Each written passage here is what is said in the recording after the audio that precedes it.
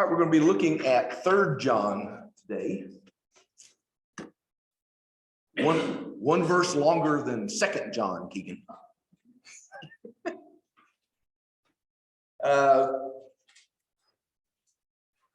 Second and 3 John are very unique in the way in which they're presented. Just a very brief introduction. The elder, seems to be, and this one is very unique in that it is one of the few, except for Philemon, that is addressed to a single individual. The precious lady of 2 John probably refers to a congregation, and its children are all the members of that congregation that he's trying to deal with the situation there. And of course, 1 John has been, was a much more, 1 John is almost like he decided, well, I wrote my gospel a while ago and I need to remind some folks, and it's kind of the condensed version of the gospel. And it really focuses in on the importance of our relationships to each other and our, especially our love for one another, which is continued on in 2 John. And now as we come to 3 John, and it doesn't seem to be a follow-up. There are some phrases in there that make it seem like he's dealing with something that he referred to in 2 John. We have to remember at this point in his life, John is living in or around Ephesus. After Paul's death, John has moved there and has he's the apostle for that area, and which ends up making him the perfect person to write the book of Revelation and addressing the letters to those 7 churches in Asia Minor, which begins at Ephesus. He is not necessarily, this doesn't seem to be the congregation which he actually is a part of or worships with, but it's a situation going on in another one in the area that he has become aware of and wants to deal with. And so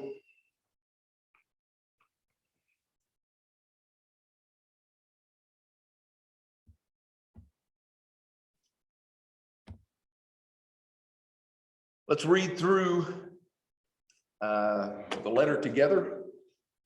Judy, you want to read this first section for us? Sure. To my dear friend Gaius, whom I love in the truth, dear friend, I pray that you may enjoy good health and that all may go well with you, even as your soul is getting along well. You gave me great joy when some believers came and testified about your faithfulness to the truth, telling how you continue to walk in it.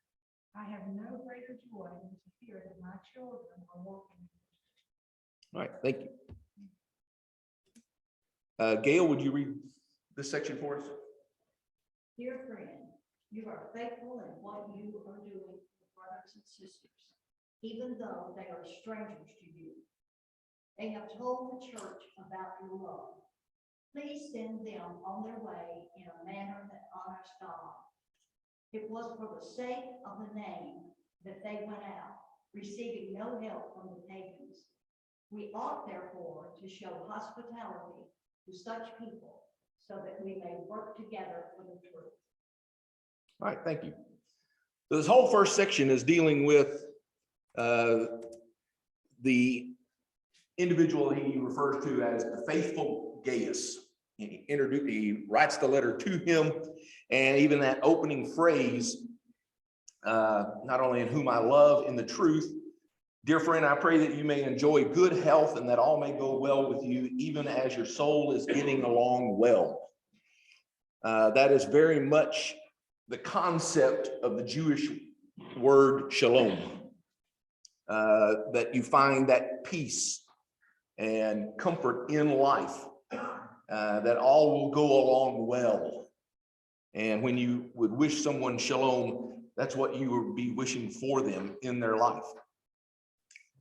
This is the only place in the New Testament that Gaius is referred to, so we don't know exactly the relationship between them, but you can tell that it is an intimate one in that he refers to him as my dear friend whom I love in the truth.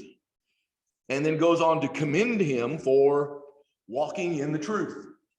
This has been the theme of our study. This has been running theme throughout all three letters.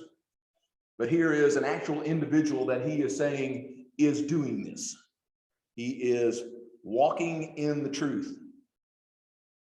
And he gives some examples of what he is doing that is an example of that.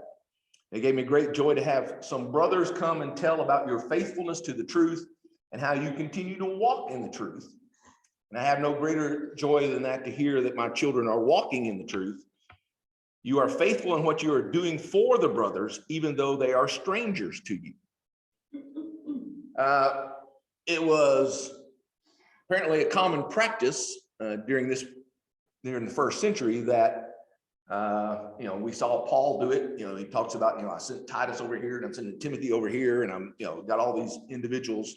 And John apparently is doing the same thing, and he is sending out disciples and teachers to these different congregations to speak to the people. And Gaius has shown great hospitality to them, bring them in, offer them hospitality, offer them a place to sleep and to eat. We're constantly, and I've heard others refer to this, growing up in a Christian home, anytime there was a missionary in town, it was kind of a fight between my mother and some of the other ladies at church as to whose house they went to for lunch, to try to show that hospitality to them. And he's doing this on a regular basis. Jesus told his disciples when he first sent them out, on that first kind of early missionary journey, and he sends them out 2 by 2, and he says, you go to a town, and if someone offers you hospitality, you go stay with them. And if nobody there will offer hospitality, well, just shake off the dust and go somewhere else. This is something that has always been called for from God's people to his other people, that they show that hospitality. In high school, our youth group, which didn't start in 6th grade there, started in 7th grade. 7th through 12th grade was over 250 people. So we had a very active youth group.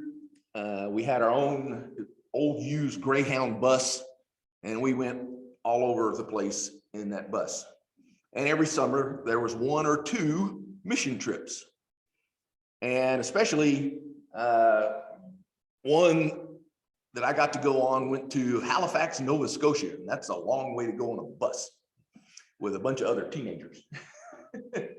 Sure, our youth minister and his wife are about to pull their hair out. But, along the way, we had to stop at all these different places and people we had never met. And some of the churches were very small, but, Wally had called ahead and told them we were coming we had a small group on that trip. It was only about 13 of us. And these people, they'd bring us into their home. They would give us a place to sleep. They would feed us. They would take care of us. And it was special to know that wherever you went, if you came in, met into contact with the people of God, there was going to be that kind of hospitality shown to you. And that seems to be the situation here with Gaius. What is so important, he is demonstrating his faith. He is walking in the truth, and here is one of the ways in which he is doing that. He is actively sharing hospitality with others around him. What are some ways we can do that today? I mean, our culture is very different. What are ways we can just show hospitality to other Christians?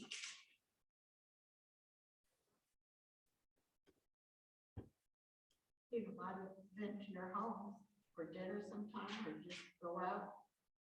Yeah. Okay.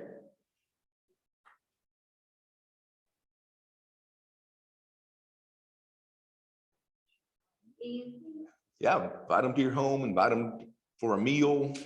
Being there for them. Yeah, be there for them when they need something. Maybe something's happening and they need a place to stay for a couple of days. Yeah, Larry, Yeah, send them a text. send them a text. I Yeah. get a big kick out of somebody hits me up with a text or something out of the clear blue, Yeah, that they're considering me being alive. yeah, I think that's one of the positive sides of our cell phone now. It's more communication, personal communication. right. More constant. And of course, and it changes with every generation how it's used. After I first got here, we had a Bible class for a short period for the millennials in the congregation. We had 8 or 9 of them at the time. And, I sent an email during the week about, here's what we're going to be studying this week, be reading ahead this and that. Well, I found out the next Sunday, they don't look at email. So I didn't want to write a long text, so I would send an email and then I would text them all, check your email. But we do have a lot of different ways to be able to communicate with each other. But there's something about the in-person, face-to-face, and having those kind of conversations, which comes up later in the letter. And he says that by what he is doing, if you will do well to send them on their way in a manner worthy of God. What do you think he means by that? He's housing them, he's giving them some food while they're there. Send them on their way in a way that honors God. Fill up their bags. Yeah, Paul always talked about how everybody provided for him, Oh, yeah. And I think that maybe what he's saying is, give abundantly and send them. And when you send well, and it may be in support of their work and their ministry, or you're just helping provide them food and water till they get to the next place. Because that's what a lot of these folks were depending on. And we think about people who are in mission fields in the world today, and even in mission areas, even here in the US, which is something we have to be more mindful of on a regular basis, that the US is a mission field. 61% of the population now says they belong to nothing. They're nuts. Yeah, Yes. they're the nuns. Yeah. N-O-N-E, not N-U-N. Yeah, but just no affiliation with anything. And, there's people out there searching. And, we have to understand that we live now in a mission field. It was interesting, one of the studies I was part of in working on my doctorate, Christianity is exploding in China through house churches. And they kind of get away with it because they're, not trying to have the big, mega churches and this, that, and the other, but it's all these little house churches. And the guy, doing the study, he compared that to what was happening with Christianity in the US, and the fact that now churches in China were starting to send missionaries to the US. And he predicted that in the next 50 years, there was going to be a complete flip. It would be churches from China and churches from Africa that would be sending missionaries here. Phil, do you think, go back to your point, with the strangers, do you think, from over the years, that's just, per se, growing up in a small town, I remember Right. small towns are dying. And Yeah, they are. and Yeah. So metropolitan areas are getting bigger. You see kind of the death of that hospitality as well. and you go back to the strength. People are apprehensive of everybody now. I mean, Oh, yeah, you can't turn on the news without somebody walking in and shooting somebody somewhere, you know, I mean, right. and I mean, even though it's like, we're not following what we need to do, because been just the elements are different, I don't know, I mean. Well, yeah, I mean, and we have to try to do what we can to adjust to that, but we also have to remember their culture, their time, you know, they were dependent on each other. They often carried letters with them, you know, either by John or somebody from the congregation and church they had been at before. And let me introduce this guy. He, you know, he's faithful. He's a good guy.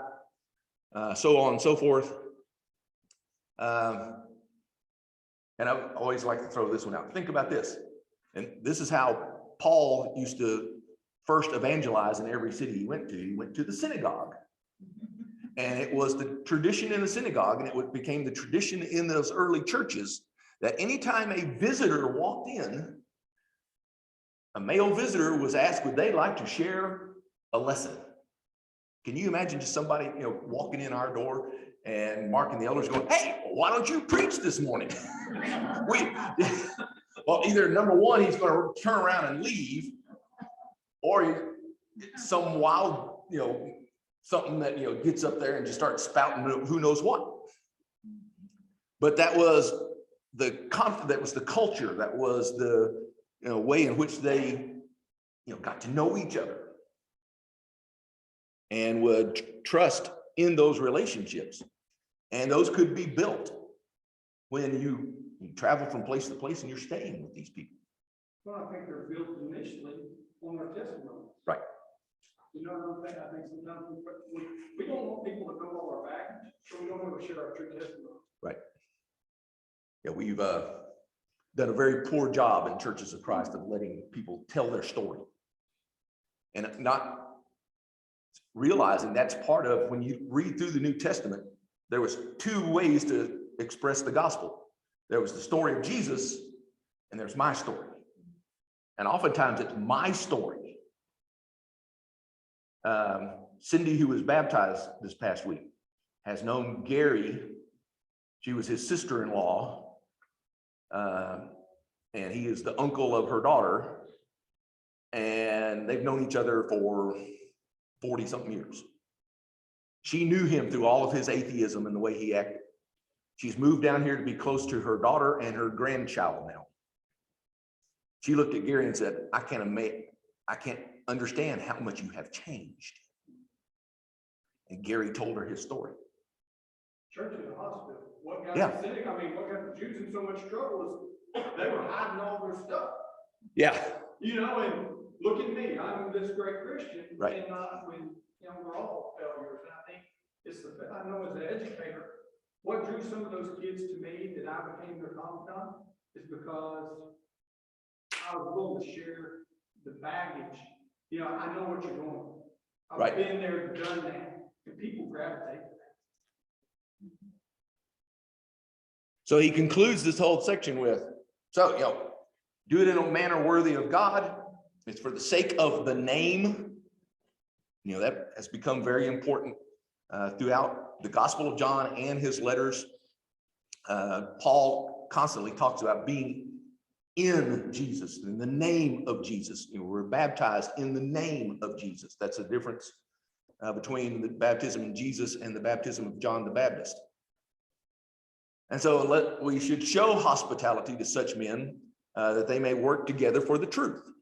You know, this is all part of the work of spreading the gospel, whether you're the one doing the traveling or you're the one who supports the traveler, to share that gospel with someone else.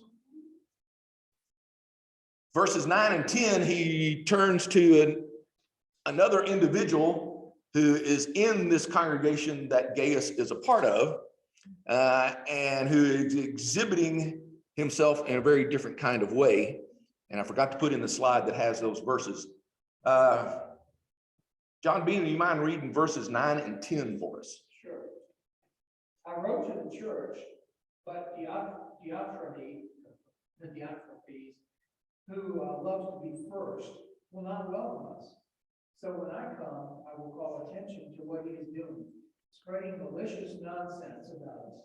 Not satisfied with that, he even refuses to welcome other believers. He also stops those who want to do so and puts them out of the church. Okay, thanks. In contrast to Gaius, who is demonstrating his faith through his love and his hospitality to others, we've got Diotrephes, who, this word's only used one time in the New Testament, but it's prevalent in other Greek literature of the time. Loves to be first. In other words, I want to be in charge. I want to tell everybody else what to do. And something has happened. We don't know exactly what it is that has caused a rift between him and John. Probably he envies John's position as an apostle and one that all these other churches look to. He wants that power. This is not something new to the church. It's not something that's left the church. It's been there from the beginning. People desiring power and seeking it from a worldly standpoint rather than a servant standpoint. That it's about serving others rather than just trying to tell everybody else what to do because I'm in charge. And Diotrephes is one of these individuals, loves to be first, and will have nothing to do, notice he says, nothing to do with us. Not just John, but anybody he sends out. He won't welcome them, won't support them in any way. And in fact, apparently is preventing them from speaking in whichever congregation he is a part of. He is taking control. He doesn't want anybody else having any influence there. And so he is just banning everybody else. He mentions, I wrote a letter about this, but he apparently suppressed the letter. He didn't even want him to see the letter from John about what was going on. And notice how he does it. Malicious lies. Spread rumors about other people. And this is, something that I've seen way too much of in churches growing up. People get mad over something and maybe leave. And then as soon as they leave, they start, they want to badmouth everybody at that church. The preacher, the elders, whoever, just malicious gossip. Or in an effort to gain control, they'll start rumors like this to try to sort of lessen the influence of someone so that their influence can grow. But whatever the sense is here, this is totally non-Christ-like. What did he tell his disciples? Who would be first? The last. The servant of all. Those are the ones who are great. Those are the ones who are going to be like him. And he is intolerant of those who don't agree with him or his position, whatever it is that he is focusing on. All right, quickly, the last few verses now focuses on a different individual by the name of Demetrius. It's possible Demetrius is the one who actually took the letter to Gaius. But first he says to Gaius, dear friend, do not imitate what is evil, but what is good. Anyone who does what is good is from God. Anyone who does what is evil is not seen God. Demetrius is well spoken of by everyone and even by the truth itself. We also speak well of him, and you know that our testimony is true. He imitates what is good, and he wants Gaius to do the same thing, and do that by looking to God. What is it God is wanting? What is it God, how does he want you to act? And if you continue in evil, he says, you haven't seen God. You don't know God. And this is what he refers to. This is a respected life. That just everywhere Demetrius goes, people can tell.